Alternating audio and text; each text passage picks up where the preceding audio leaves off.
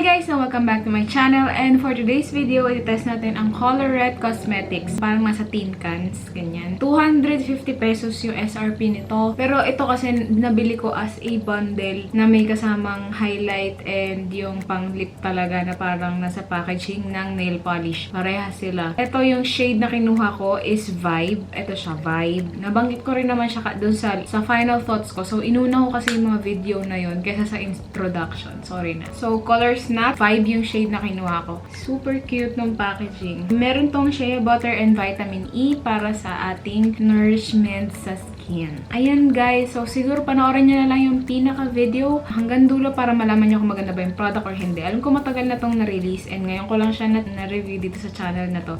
I'm so sorry. Pero gusto ko lang talaga siyang i-review dito sa channel kasi gusto ko isa-isahin kung anong magandang product na pwede sa mga chap lip na katulad ko. So ayun guys, keep on watching.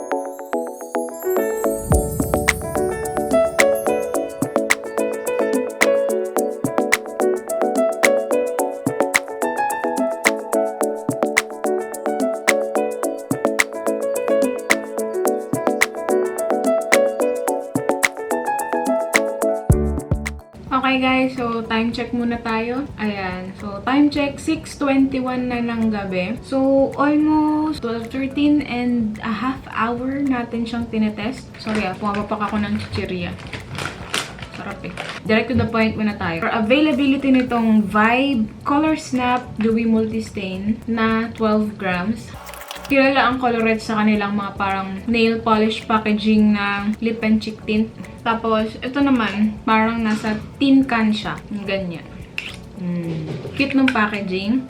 Actually, marami nang gumaya sa kanila. May nagdadabog dun sa labas.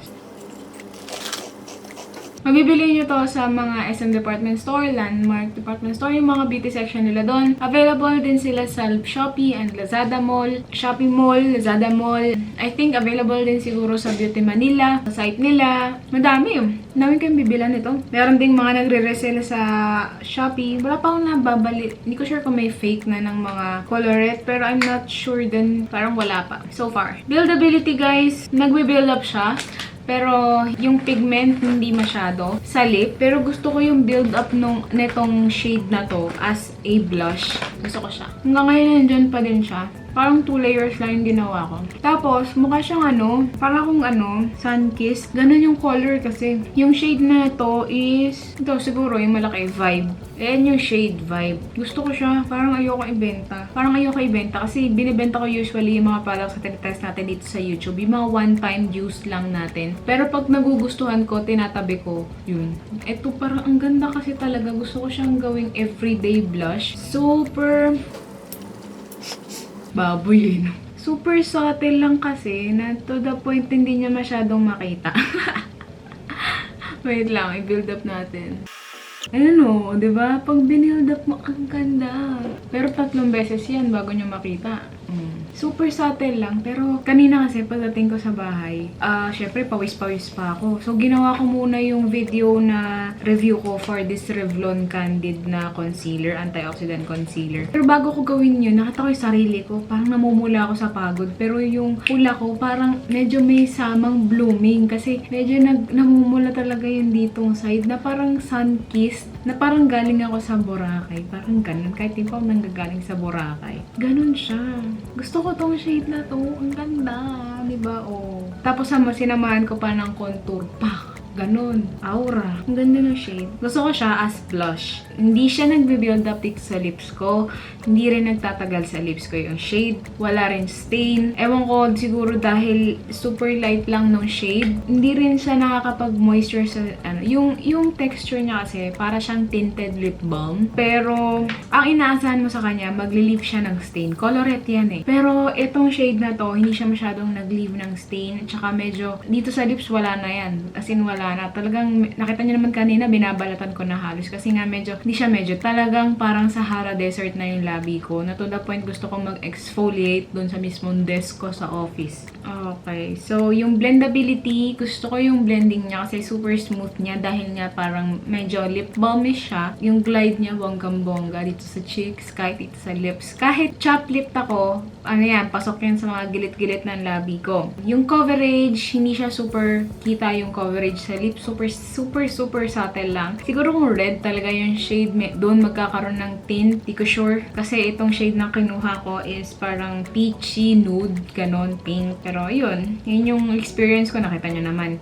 Hindi siya matte finish, dewy finish siya. Packaging, super cute, super travel friendly. And hindi naman siya nagbubukas agad. So, hindi nyo kailangan mag-worry na iwanan to doon sa purse nyo, tapos magkakalat siya. Hindi naman. Kasi may lock siya. Price point. Mamaya ko sabihin yung price point. Hindi rin siya quick drying. So, ang ginawa ko kasi kanina, after ko ilagay sa cheeks, sinet ko siya ng powder gamit yung Pond's Magic BB powder. Nung nilagay ko siya Pond's Magic BB powder, kita pa rin siya. Yung iba kasing yung Pond's kasi natin na Magic BB powder, meron siyang coverage konti. So, baka kasi matakpan, iniisip ko. Pero, in fairness, kita pa rin yung shade. Hanggang ngayon naman, nandyan pa rin. Kapit pa rin sa aking cheeks. Kasi kung mapapansin nyo, medyo maputi ito, diba? Yan kasi hindi nilagyan yan ng itong tinatest natin ngayon. Kasi meron akong concealer, so maputi itong area na to. Pero dito, parang merong pinkish shade na super subtle lang, super natural looking talaga siya. Okay, so yung name ng Colourette is dito sa Shopee Mall, Colourette Cosmetics. Okay, so check ko lang kung magkano to. Ganito kasi siya nung binili ko, yung ganitong package. Pero inisa-isa ko yan, inisa-isa ko ni-review yan. Wala ang pang-post nung ganitong Prada. May mga nagbebenta sa Shopee, 250 pesos siya. Di ko ayan, nawala ng battery yung camera. So, nakita ko siya sa Beauty Manila. 249 pesos. Yun yung original price talaga. So, ganun din yung price nila sa mga malls and Shopee. Pero sa Shopee, hindi siya available itong price. Ewan ko kung bakit. Hindi ko rin sure kung available sa Lazada. Sa Beauty Manila ko lang siya chinek. Ayun, hindi siya quick drying, dewy finish kasi siya. Lightweight, oo. Kahit medyo malagkit siya, lightweight naman siya. Lalo na nung sinet ko siya sa face. Talagang nag-ano siya. Lightweight yung feeling. Yung scent niya, may sweetness ng kaunti. Kaunti lang. So, okay na yun. Super light lang nung scent. Texture, super smooth dahil nga dun sa parang lip balmish effect niya dahil nga dun. So, super creamy niya. Shade range, ibabab ko sa screen ko ilan yung shade na available for this product. So, marami kasi ito ang alam ko.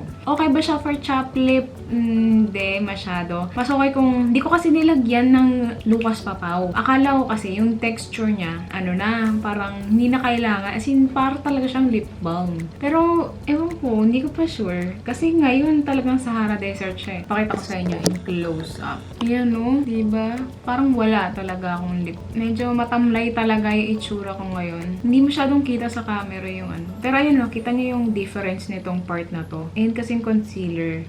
Then may parang ibang tone na to. Yun yung subtle effect na blush. Kaya ko siya nagustuhan. So, transfer proof, hindi. Nagka-transfer yung ganitong product, guys. Huwag niyong asahan na dito magta-transfer. Nagsismudge din to. Hindi naman siya nag-oxidize. Kung ano yung shade na nilagay ko initially, yun at yun. Pero nagbe-build up siya to the point na maging ganito lang yung color. Pero hindi na nag-i-exceed dito. Hindi na siya nagda-darken. Hindi siya nagla-lighten. So, hanggang ganitong color lang. Parang nude-ish, pinkish, yun. Peachy, nude tone, ganun. So, gusto ko siya as blush. So, ayun. So, sticky siya kasi nga, ganun nga yung, ano niya, parang lip balmish nga. Hindi ko sure kung meron tong paraben. Pero, 12 months ang expiration upon open. Wait lang ha. Pinabasa ko lang ingredient. May bubble gum nakalagay. Siguro yan yung scent na nilagay. Castor seed, may konti. Wala naman nakalagay na paraben. So, siguro paraben free sila. I don't know din kung cruelty free. Active. So, shea butter nourishes for smooth and supple skin. Charot! Vitamin E soothes and protects skin with antioxidant properties. Medyo fail siya for supple skin. Hindi siya ganon. Lalo na, chap lip talaga ako. Talagang alam ko ang pangit yung labi ko. So, wala na akong magagawa doon. Pero at least, benefit ko yun. Kasi malalaman natin dito sa channel natin kung anong magandang lip balm, lipstick, matte liquid lipstick, kung anong lip product ang pwede niya ipatest sa akin. Na pwede for chap lip, di ba? Malalaman natin yan dahil dito sa channel natin. Pero isa-isahin natin yan. Talagang isa-isahin natin para malaman natin kung anong magandang lipstick. Medyo fail to. Nakita niyo naman, nagbabalat talaga yung labi ko. Hindi naman ako kulang sa tubig. Di ba? Tubig pa more. Mahilig ako sa tubig. So, yun lang naman. Yun yung pinaka straight to the point. All in all, okay naman siya. Pero as blush. Nagustuhan ko yung shade as blush. Ano siya, buildable. Hindi siya pigmented agad na to the point na, pigment. Hindi mo na alam kung anong gagawin. Tapos nag-stain pa siya. Ang hirap na ikalat. Ang hirap i-diffuse. Ganun. Eto, meron kang time to build up. So, yun yung nagustuhan ko sa kanya. So, yun lang guys. Hindi ko na mapahabain yung video. So, if ever may gusto kayong product na pa-review, just comment down below. Also, check my social media accounts dun sa description box below. And if you like this video, please hit that like button and please subscribe to my channel. So, see you in my next video. Bye!